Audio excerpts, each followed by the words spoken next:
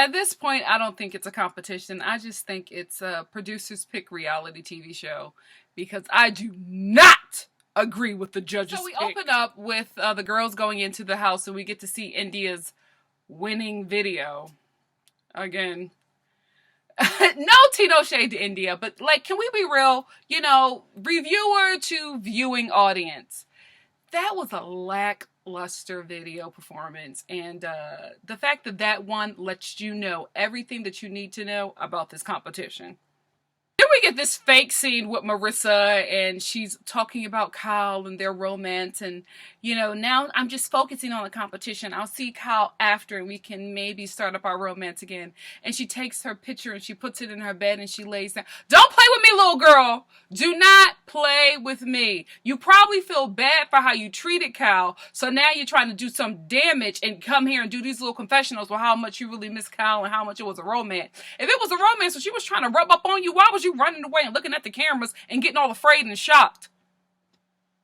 You bi-curious for fun people disgust me. Little Miss Corianne shows up. She sits down with Courtney and she basically tells her that she's insufferable.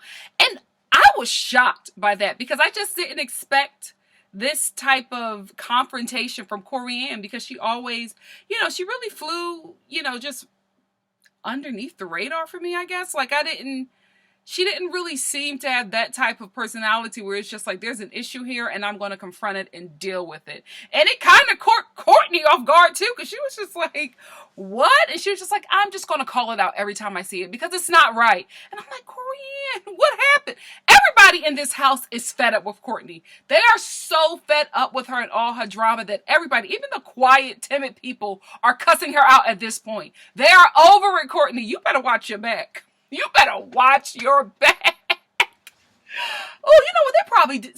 One of you models probably kicked Courtney down the steps. You know what? I would too if I lived with her. She seems very annoying. No, I wouldn't. We get to the first challenge, and it is with Philip Plein. See, this is how you spend your America's Next Top Model money. Get some good designers on the show because Philip, I don't think a lot of people, like the masses, really know about him, but the boy can dress a woman's body. He knows how to place a jewel.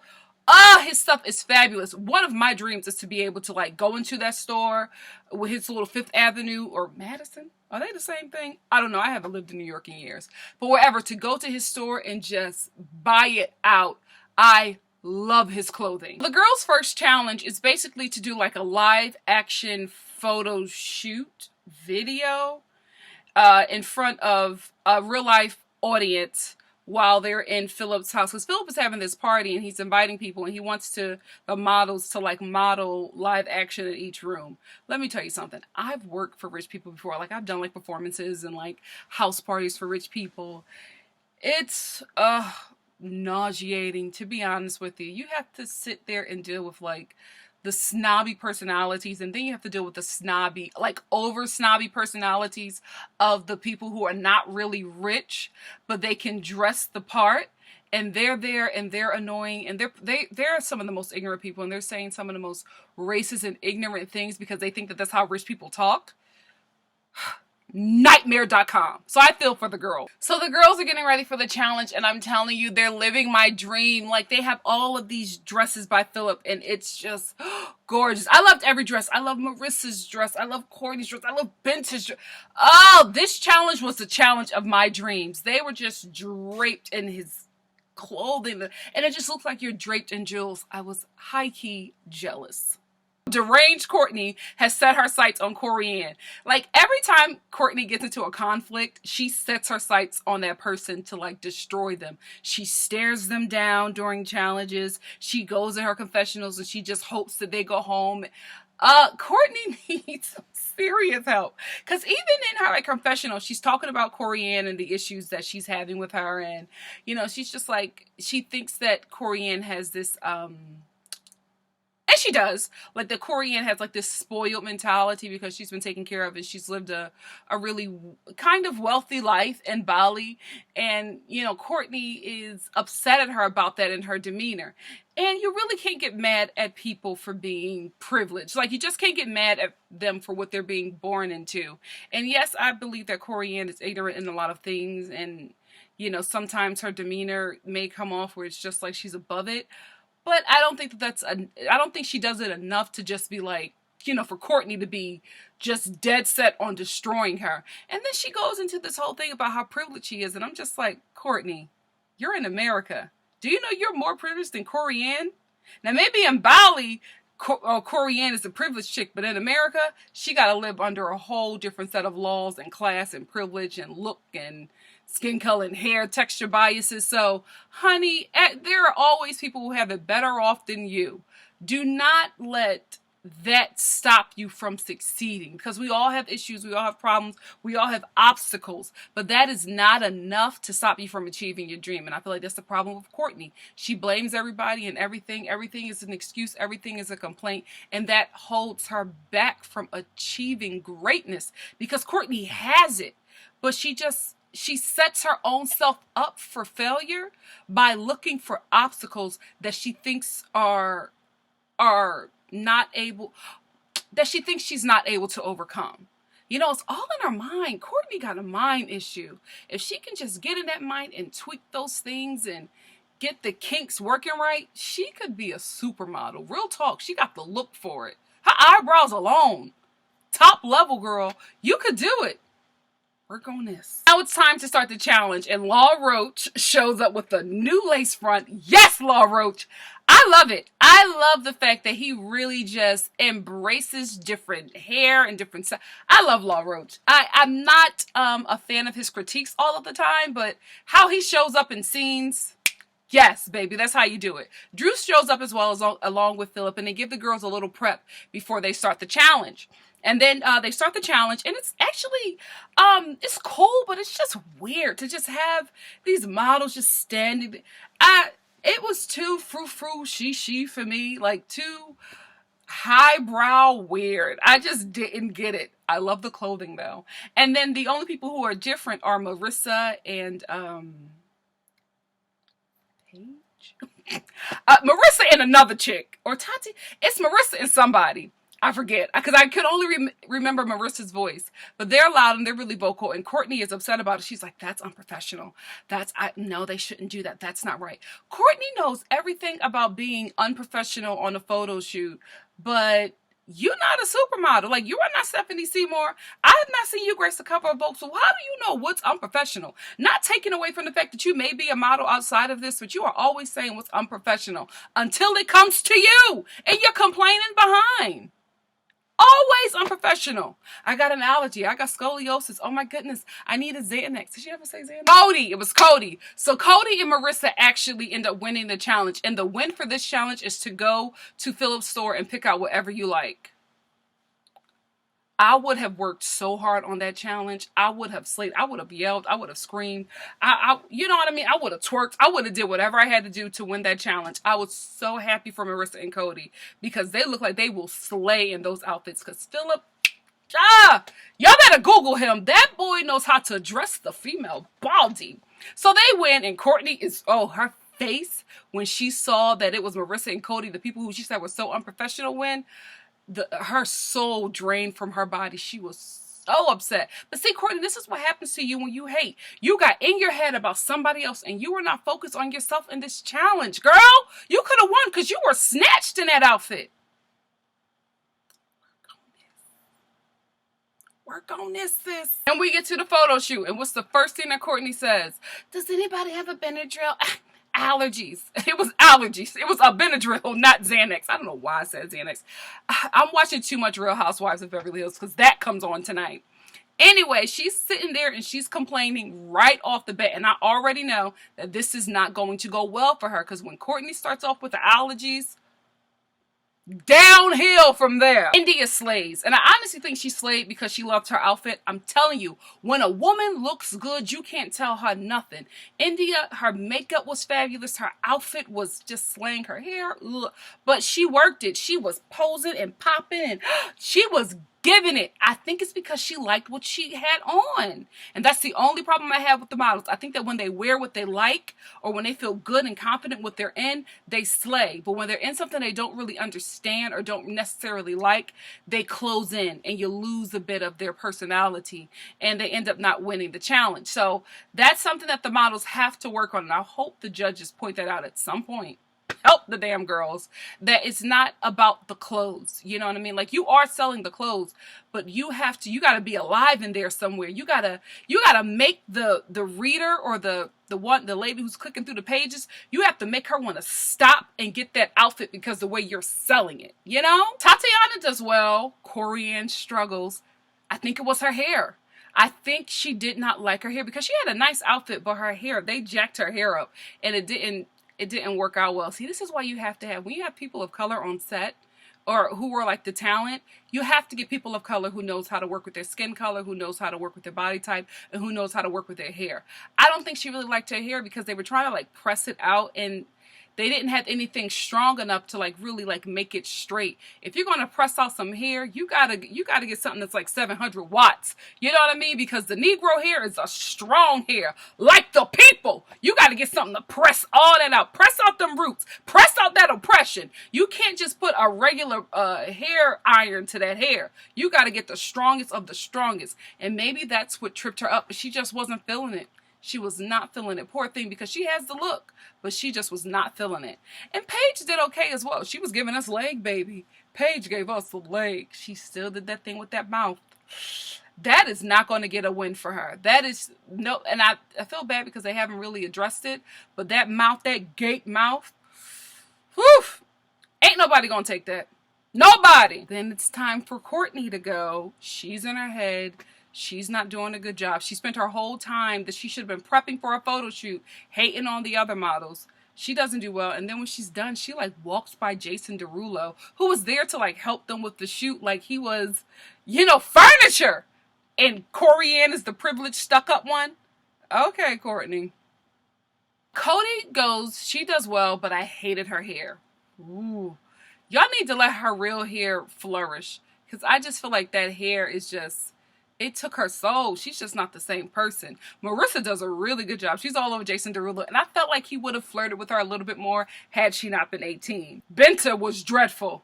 She was in her head. The poor girl was beating up on herself the entire episode because of the judges, you know, unhelpful critiques from last week. Because I honestly feel like Benta would be a front runner had they given her proper notes. And she just hasn't had it. And I feel bad for her because she's, you know... she's not going to win this competition because they are just not helping her properly. They're not helping any of the girls, to be quite honest with you. They give some good notes, but I just don't feel like it's... I don't feel like it's America's Next Top Model level. Then we get back to the house, and Courtney and Corianne have this really sweet moment. Corianne says that she wants to know a little bit more about her, and they have this sweet moment where they exchange information, and Courtney lets her know about her childhood and how hard it was. And I actually like that she did that because I was able to learn a little bit more about Courtney. Although I'm not surprised by her, by the way she reacts to things and her attitude. I'm not surprised that she had a rough childhood. She seems like somebody who's been a victim her entire life. And this is the result of it. She always feels that something is being taken from her or that somebody is attacking her because of her upbringing. And then Corianne, privilege, you know, I've had everything I ever wanted. Corianne just breaks down because that is not a reality that's normal to her. She grew up very privileged in Bali. So to hear somebody struggle like that just really, really broke her heart. However, did you see the smirk in Courtney when Corianne started breaking down? There is something a little sinister behind Miss Courtney. And something inauthentic about her where it's just like, I can't yet put my finger on it, but it's just like, something in the water ain't clean with Miss Courtney. We'll find out probably a few years later, but something is not quite right. Stay tuned. And now we're finally at the judging's table, and Law Roach has a brand new lace front wig. This time he has cornrows going to the back. Rita Ora, this is the issue I have. You are like a shrinking violet, because you are the host of this show, and throughout this entire show, the one judge that I'm talking about who sits on that same panel with you is Law Roach. He is not the host, but he is giving me life in every scene, and that is the problem. Tyra showed up. She was a huge personality, and she had to deal with the huge personalities of Miss J, Mr. J. The only one who had like a small personality was Nigel, but he was hot, so we didn't care. You know what I mean? And Janice Dickerson, right? Yeah. So you gotta show up, because he has such a strong personality, Rita. You can't let this dude steal your show. He's the front runner of this show for me. I'd rather tune in to see him host than you. That can't happen, girl.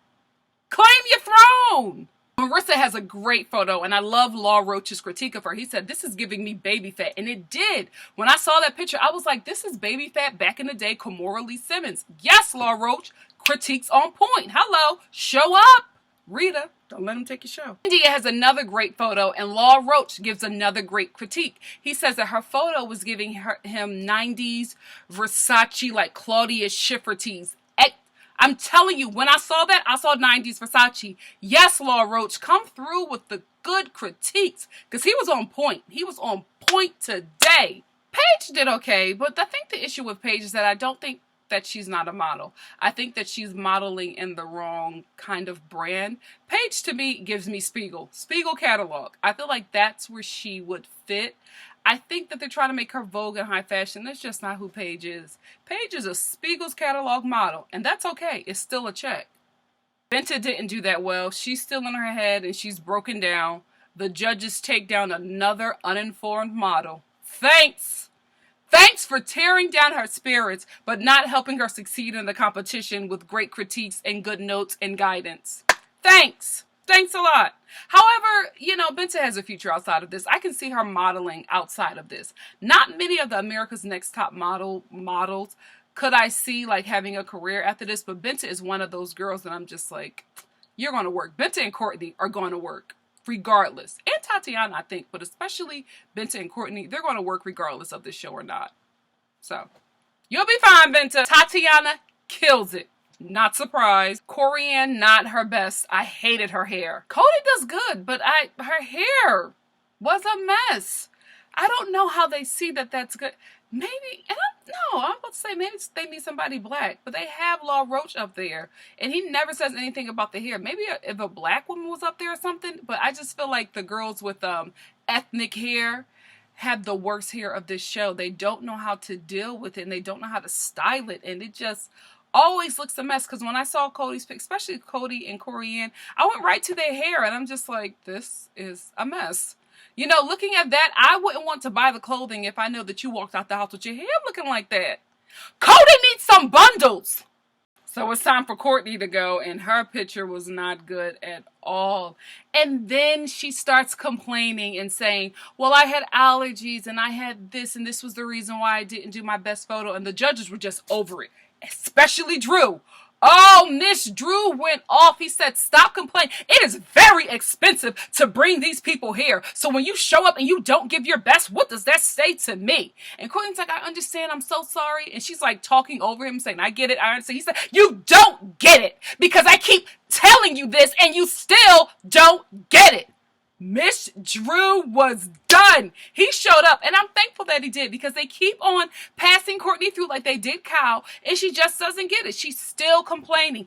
Every judge's panel, they have told her that she has a complaining issue. What does she get up there and do every time? Complain. Tatiana ends up winning Best Photo. I disagree.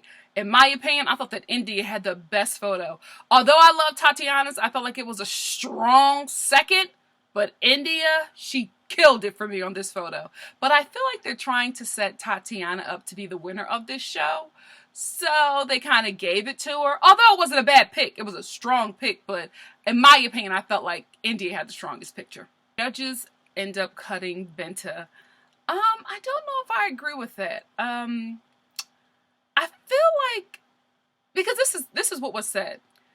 when they started the competition, Benton and Courtney were the two to beat. I totally agree with that. Remember, if you remember my first review, I thought that they were going to be in the final three because they're both so gorgeous and they were taking great picks. However, Courtney's attitude is terrible and Benta just got in her head. But I feel like the judges always eliminate a girl who's only been there like once. Wait, has Benta ever been at the bottom? I feel like Courtney caused a bigger problem, but I think maybe the judges want to keep Courtney because she's a better face model. Because Benta has the body, she has the skin color, she has it, but she doesn't use her face enough. And Courtney doesn't have to do much with her face because it's just like stunning. Like her eyebrows, her cheekbones, everything is stunning. But I feel like Benta has the same thing. Benta and Courtney have the same type of modeling. But Courtney just gives a little bit more life than Benta in her photos. And I think that's what got her out there. But I was shocked to see not shocked in this episode, but just shocked overall to see them two at the bottom. Because, man, I thought it was going to be between the both of them at the end. So, Benta had to go.